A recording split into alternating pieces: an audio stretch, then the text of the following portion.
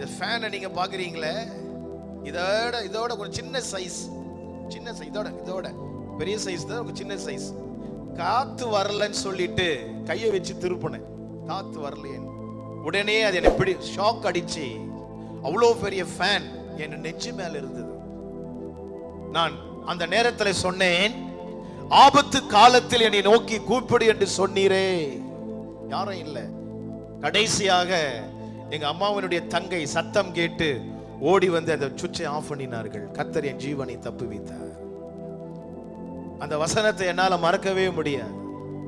ஆபத்து காலத்தில் என்னை நோக்கி கூப்பிடு, நான் உன்னை விடுவிப்பேன், நீ என்னை மகிமைப்படுத்துவாயின்னு சொன்னீரே.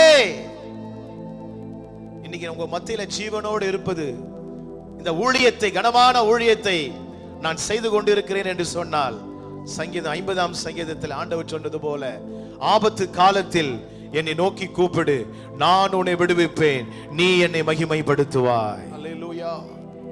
ஆபத்து நேரங்களிலே கண்ட இடங்களிலே போக வேண்டாம். இந்த உலகத்துல எங்கேயுமே பாதுகாப்பு இல்லை. ஆண்டவருடைய சிறகு தான் பாதுகாப்பு. உங்களை பார்த்து நான் சொல்லுகிறேன், தீங்கு உங்களை தொடராது. ஏன் தெரியுமா? அவர் தம்முடைய கூடாரத்தில் உங்களை மறைத்து வைத்திருக்கிறார். அவர் தம்முடைய பிரசன்னத்தில் உங்களை மறைத்து வைத்திருக்கிறார். அவர் தம்முடைய சமூகத்தில் உங்களை மறைத்து வைத்திருக்கிறார். எகிப்தின் ஜனங்களுக்கும் இஸ்ரவேல் ஜனங்களுக்கும் நான் வித்தியாசத்தை உண்டு பண்ணுவேன். பரிசுத்த வேதகமத்தில் யார் யாரெல்லாம் என் ஆண்டவரை நோக்கி கூப்பிட்டாங்களோ அவர்களை என் ஆண்டவர் தப்புவித்தார். சங்கீதக்காரன் சொல்லுகிறார், மரணத்துக்கும் எனக்கும் ஒரு அடி தூரம்.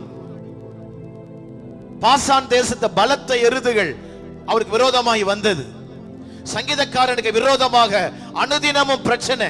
தாவீதினுடைய கால் அடிகளை சவுல் தேடினான். ஆனால் தாவீது செஞ்ச காரியம் என்ன தெரியுமா? தேவனை மாத்திரம் நோக்கி கூப்பிட்டான். ஆபத்தில் இருக்கும் போது பக்கத்துல யாருமே வரல. ஆனா ஆபத்தில் இருந்து தேவன் தப்புவித்தார். ஒரு உயர்வு வந்தது. சத்துருக்கள் எல்லாம் பார்த்தாங்க, எதிரிகள் எல்லாம் பார்த்தாங்க. ஆபத்து நிறைஞ்ச காட்டுல இருந்தா, சவுலின் கையில இருந்தா, இந்த கையில இருந்து எப்படி இவன் தப்புவித்துக் கொண்டான்? அப்போதுதான் தெரியும், தாவீதோட கர்த்தர் இருந்தார். ஒரு ஆபத்து முடிஞ்ச உடனே ஒரு உயர்வு.